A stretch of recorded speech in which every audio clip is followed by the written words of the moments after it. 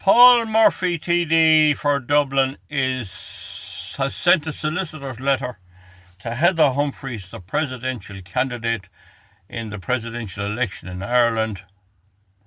He's alleging she defamed him in that he was involved in a protest back in 2014, and the then minister, Joan Burton, who's a member of the Labour Party, socialist just like him, was surrounded, and her assistant as well, was surrounded in the car, and allegedly she couldn't get out or couldn't move out of the place.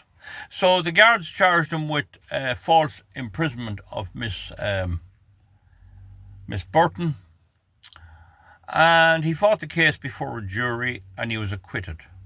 Now, of course, a conviction or an acquittal in Dublin does not say a lot. Most of the jury members you'd collect in Dublin are stupid people. They're the victims of our woke education system. They believe in climate change and all kinds of hobgoblins, and they spend the whole day looking into their mobile phones and a big widescreen television. There's nothing in their heads at all. A little bit of soccer, and even that's dying out. So they get on the jury and sure, they don't know what to do. But anyway, they acquitted him anyway, so he wasn't convicted. The protest was for the water charges, which I support. The Irish government, of which Joan Burton was a member of, was attempting to put a water charge on people. If they didn't pay their water charges, they'd be cut off, and that was to pay international investors to come in and invest in the Irish water. Now, water is part of the requirements for town and country planning, and it requires an SCA, a Strategic Environmental Assessment, under the SCA Directive Article 3.2, and that was never done. And Mr. Murphy has never raised a hand at all, and he has ample opportunity to do so, and I'll tell you, he never will, because he's a globalist, socialist. As I understand it, he's never opened his mouth about the mass migration destruction of our country, and he never demanded any engineering study into our electricity requirements and distribution system. Never. Nothing. You must remember, socialists are in bed with Hitler. Hitler was a member of the National Socialist Workers' Party of Ireland. Stalin was a communist, very strong socialist. Kim Jong-un today, and Fidel Castro, where he is the highest rate of, or his descendants have, of female prostitution in the world. The poor girls are starving. And that's what socialism is. It's communism, socialism. So I hate the whole lot of them. Hate them. Now, I think that's a very petty grounds. I mean, right, he was in the protest. So who hit ho and I wasn't convicted and this, that and the other. Look, Heather Humphreys can say what she likes. It's all during election campaign. And, he's hurt. He's like a child. Oh, mammy, running to mammy. Oh, that man over there, look crooked at me. You know, a childish, a petty idiot.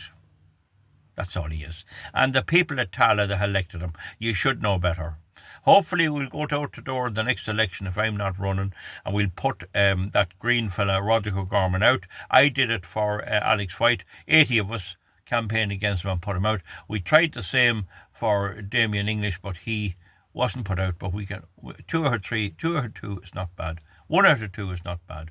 So we need to get him out of there and put him out of his seat and leave him scratching his arse outside the door with no seat. Now, the thing about it is, it's petty. Now, I used the defence of hyperbole. There was a woman one time called Stormy Daniels, and she had a very poor reputation. Some said she earned her living by how would you put it? Less than honourable civil society means. And she went to sue Donald Trump to say that he was implicated in some kind of payment for certain services. Now, they alleged that Donald took money from his campaign, $130,000, and paid her off. I don't know if that's true or not. Now, you must remember Trump would be eating beef. He eats too much beef. Now, I produce beef, so there's nothing wrong with a bit of beef, but you shouldn't be eating beef and lamb every day. Any man that eats beef and lamb every day, his hormones will rise and his appetite for procreation will increase big time. That's why you have certain members of the British royal family in trouble with girls and women and different things like that. Why? Because they're eating beef all the time. There used to be a crowd in England called the beef eaters. They were minding the king. So certain royal family members are eating beef and lamb. And now in the Vatican, the Pope is only a Pope, and his entourage, the people in the Vatican, they only get beef once a week and lamb once a week. They have to eat fish the rest of the time, because it drives them up their hormones, and then the next thing they start getting too strong. It's like if you have a horse, stallion horse, you need to cut back on his oats. Give him too much oats, he'll be rearing up and everything. You have to, same with a bull, you have to feed him and nourish him enough, but not too much. So anyway, the thing is, it's a question of balance. It's the same with people. They're all mammals in the end of the day. So he alleged that Stormy Daniels alleged Donald Trump did unmentionables, and then she sued him. But he used the defense of hyperbole. In an election campaign, everything goes. That it's a bit like the March hare in the mating season. They go a bit mad.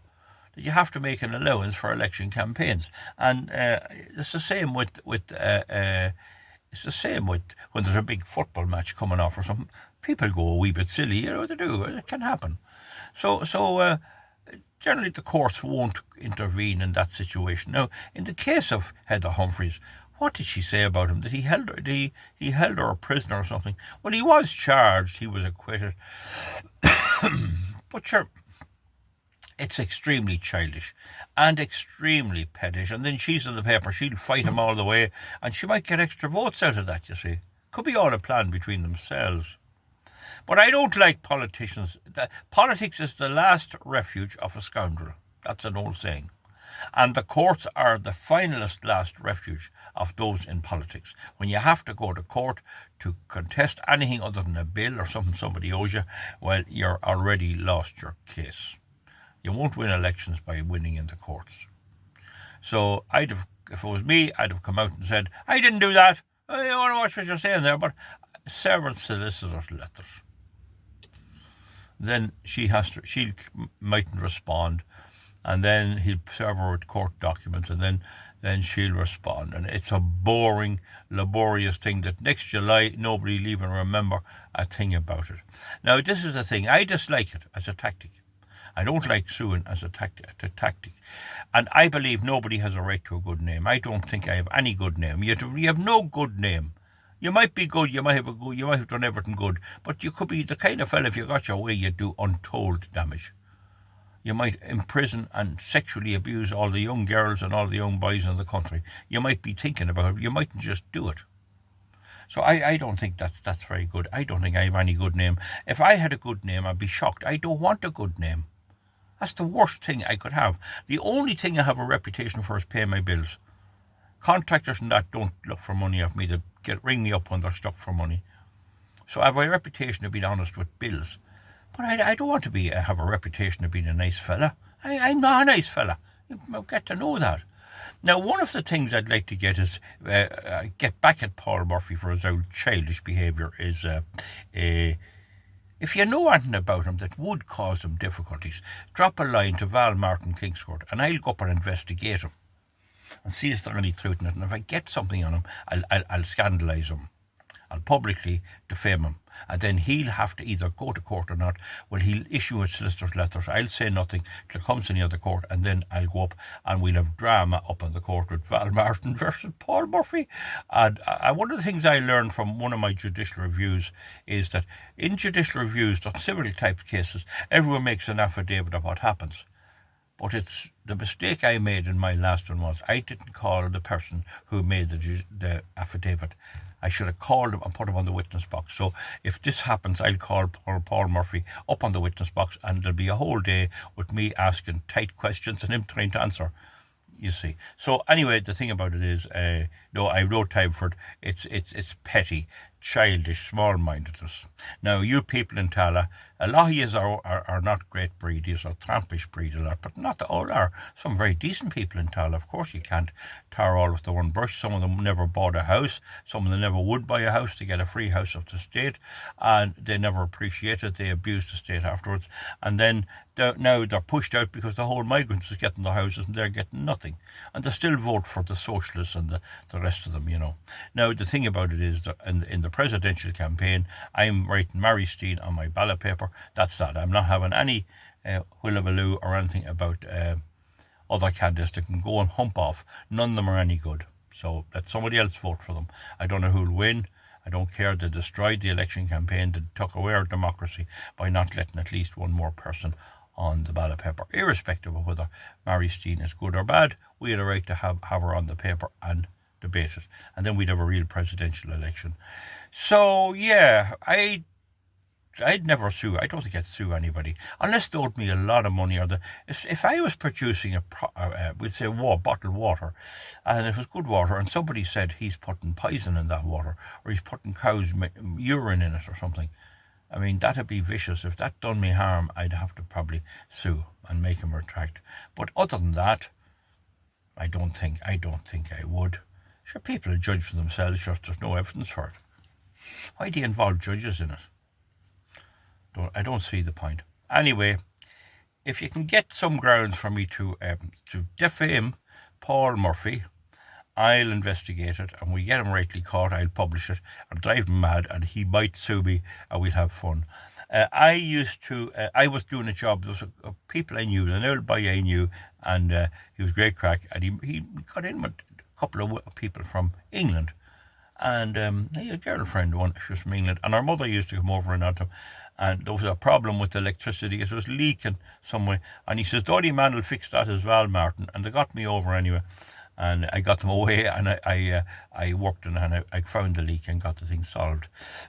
But the old lady was very funny, and she used to enjoy the crack with me. Some old people like that enjoy the like of me, and she says, you wouldn't live a sedimentary life. You claim to be a farmer with cows.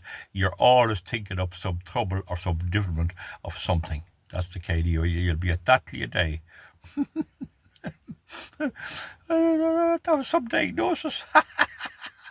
Anyway, folks, that's the story. Petty, childish, them old low-class people, and suing, and going for politics, and I'm for the working people.